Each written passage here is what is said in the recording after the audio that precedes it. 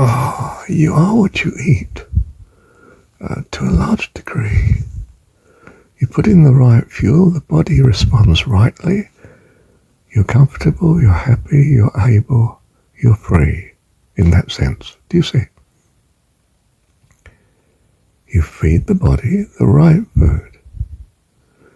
If you give it grain, but you're not a grain eater, why are you eating bread and starch and, pastry and cakes and biscuits? It's not who you are. You give the body sugar, but you're not. What have we got? We've got pollen-eating birds here.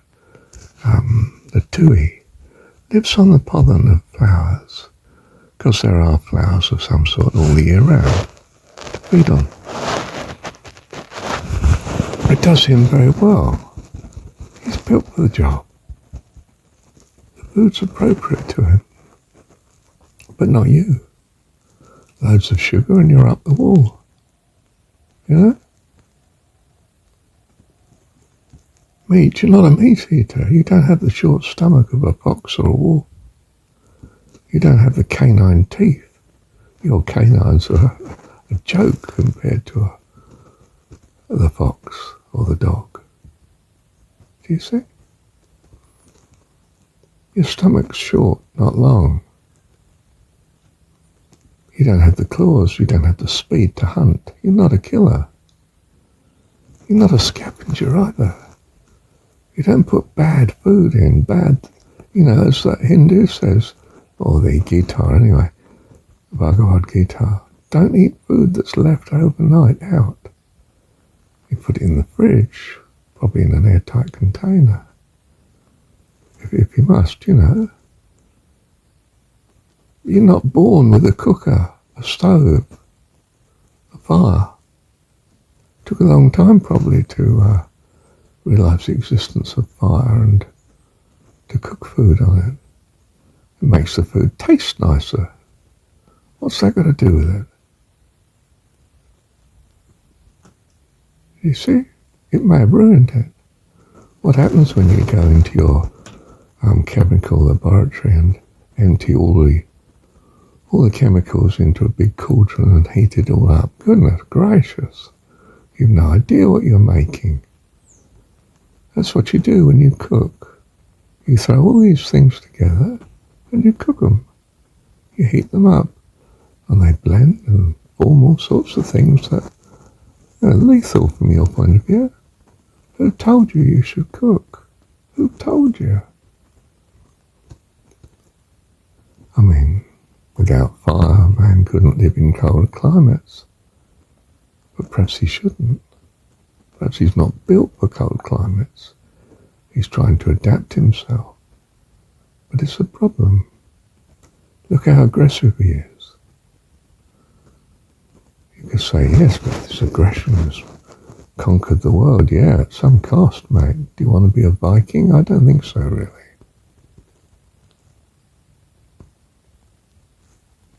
You see? Perhaps it's something to do with fighting the cold climate. Perhaps. Not necessarily, but perhaps. What are you built for? Oh, fruit, berries. Look at your teeth, you're a berry eater. Fruits. Look at your reach of your hands. Your hands are for gripping, picking. Your speed is just about zero compared to almost any of the other creatures out there. You're not a hunter.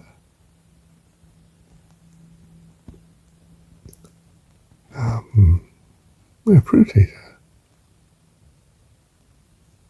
Eat fruit and see what it's like. It's like being on a fast without being hungry. You're flying, and spiritually you're alive. I mean, trivial thing, I've had toast, a couple of slices of toast each day, and I've also had porridge for breakfast. The circumstances were such that, someone gave me half a loaf and it's nice and I ate it, over several days. I'm laying in bed, my legs don't feel right, I'm uncomfortable, I get up, I don't know what to do. How did I clear it? Well, I did the breathing exercises that I do, try and get the breathing clear of a sort.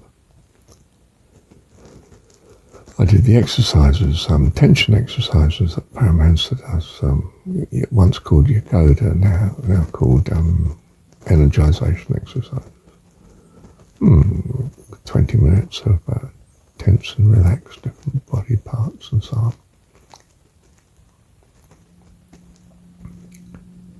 I cleared it, realised that I was actually constipated. It cleared. That was helpful. All these things are affecting the body, and the body affects you, the mind, and your spirit. You see, it drags you down.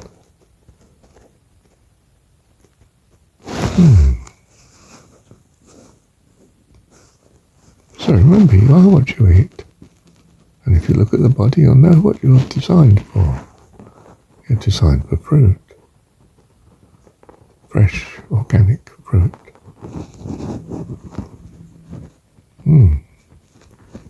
High vitamin C intake. You don't make vitamin C in the body. And the reason is you don't need to. Your diet's phenomenal. You get through 2 or 3 grams of C a day if you're eating fruit. Tropical fruit. And that's what the primates eat. I mean, they're like you. They'll degenerate to eating all sorts of things if it tastes nice. But that's not the point, is it? It's what they're designed for. Your sensitivity of sight, it's the colours, degrees of ripeness. And the female is much more sensitive to such than you are, the male. Perhaps because she has to find forage for food more than the male, because she's got kids to look after and keep and so on, and nurture, nourish. Well, it doesn't take an unusual person to realise that we've left our natural way of life, civilisations and so on. We need air, we need sunshine, we need fruit. We need sleep, of course, not up all night. Drugs are not natural. I mean, they can be, in a sense, but they're not the sort of thing that do us good. Yes, the green herbs of the field were there for health, according to one of the, Hebrew religion, oh yeah, it's fair enough, when you need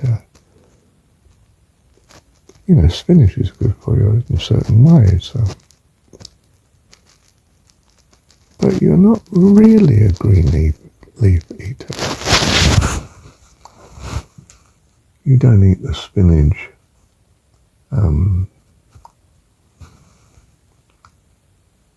very willingly without cooking it, You certainly don't eat potatoes raw. Oh, it's nothing. Grain, it's chewy and, goodness, you have to do all sorts of things to grain to eat it, don't you? To make it palatable. Well, it's polystyrene would be palatable if you did that much to it, but it doesn't mean to say it's right for the body, does it? Your clothing and your materials, they're not natural either. They give off positive ions into the air instead of negative ones. That's what happens when you're in your car. You're in a totally artificial environment, and it affects your driving, as far as we know. Yeah, and not for the better, of course. And your clothing, are they man-made fibres? Are they shedding microplastics all the time? Goodness, we're breathing it in and drinking it enough without deliberately coating yourself with the stuff. We're getting it from our paints and from our fabrics and our materials, our plastic surfaces, goodness knows what you get off the pan you're using when you're, your non-stick pan when you're cooking with it. They're all affecting you. Put them all together and you don't live. You're suffering. You wonder why you're not well. Why haven't I got resistance to illnesses? Because you've killed the immune system. Probably with some of your medical stuff too, like antibiotics. You've killed your immune system, your protection. Wrong diet, you've killed your protection. Don't do that. Simple, isn't it? Is this enlightenment? Oh, no, not in itself. But my goodness, it's quite a help on the way. Would help anybody. Would you put the wrong food in your wrong fuel in your car? Diesel instead of petrol or the other way around? You wouldn't do that, would you? Even the wrong oil you won't use. The wrong treatment on the paint surfaces, bad idea. Wrecks the paint. You don't want the antifreeze spilling onto the bonnet. Get it off fast.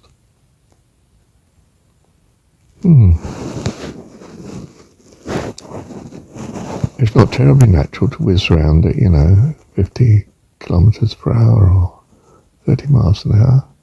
Or you're going 110 or 450 and 500 in an aeroplane. 600, I don't know how fast they go. I know less than the speed of sound for civil airlines, isn't it? But fast, a few hundred miles an hour. Nothing natural about going through electromagnetic fields at that speed. You get travel sick, do you? Oh, amazing, I wonder why. Perhaps you're not built for it. Jet lag. Yes, you mean you got halfway around the planet in 12 hours. And you wonder why you I don't know, I don't seem to, I can't get in sync with the new daylight, times. No. Probably you wouldn't. It would take a lot of time. Why are people ratty, depressed, nervy, angry, bipolar, for goodness sake? I mean, psychologically deranged as we think of it. It's something to do with the way they're living. It's not just that they don't manage to make good relationships, or at least you could say what they're doing wrecks their ability to make good relationships. They start to live alone and get isolated, and then,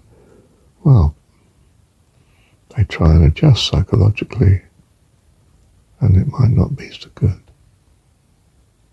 I'm come that you might have life and have it more abundantly.